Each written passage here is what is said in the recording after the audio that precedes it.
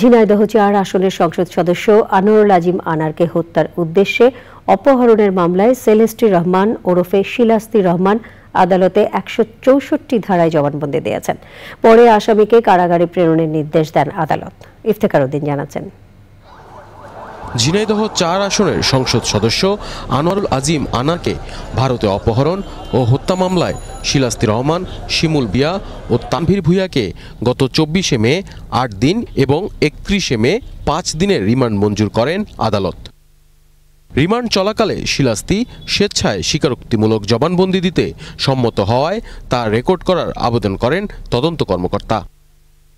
সোমবার ঢাকার additional chief metropolitan magistrate Tofazzal হোসেনের আদালতে জবানবন্দি রেকর্ড করা হয়। পরে আদালত আসামি শিলাস্তি রহমানকে কারাগারে প্রেরণের নির্দেশ দেন।